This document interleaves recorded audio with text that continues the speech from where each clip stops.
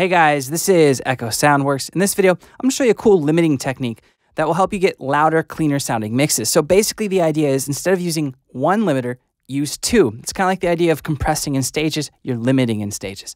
So you're essentially going to section off the limiting process to two steps.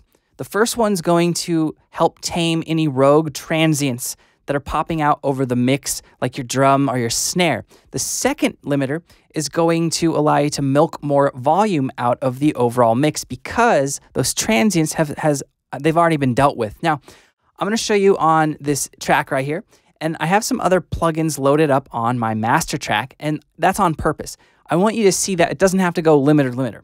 It can go compressor limiter, other plugin, maybe stereo widening, whatever it may be, then limiter. And that's kind of what I have going on here. So I have the Waves API, and this is hardly doing anything. We have maybe just some baby amount of gain reduction. And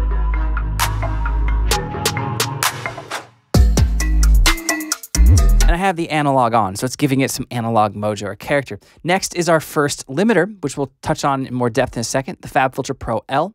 Then we're going into the Waves IM Pusher. I'm not using this as a limiter in this example. I'm just adding some stereo width, as well as some high magic and some actual magic, I guess. Then we have the sausage fattener. It's set to 6%. I actually don't know how much it's doing. I could probably honestly take it off and still have similar loudness, but it's there. And then we hit our final limiter before my metering. So how's this work? Well, you need to make sure that you have your limiters, if you're using two of them, set up properly to kind of do this whole limiting in stages idea. Now, I'm going to make this, we're going to make this a little bit bigger. So we have the attack time set really low. Typically, you wouldn't set it this low on a whole mix.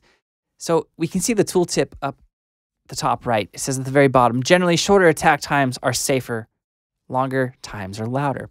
Well, so I have a very short attack because I'm trying to tame with this first limiter.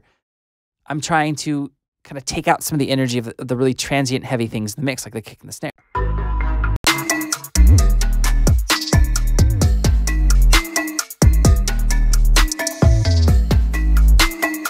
Now, I've also set my output to under 0, under unity, just a little bit, just a skosh, just a pinch. And that is because it allows me to do things like the IM Pusher or sausage fattener. Now, I've kind of taken out any transient issues with this first limiter. I've set the attack time quite low. The release time is medium. And then I've gone into my other plugins. Now, the second one, you'll notice that I have a lot more gain added to it, 3 decibels. So let's take this, make it medium size again. So we have a whole different attack setup here. The attack time is really long.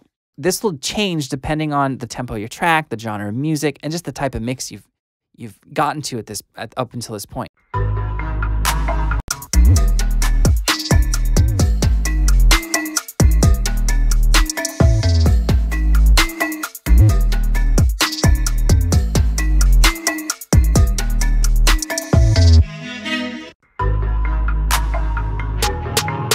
Right, so you can hear how it changes when you mess around with the attack. So that's kind of the idea. Now let's look at my multimeter. It's a pretty loud mix.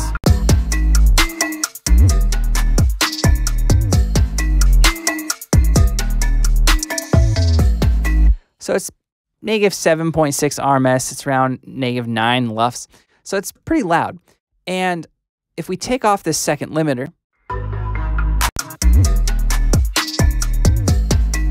right, we lose a good amount. If we take off the first limiter, we're going to lose a lot.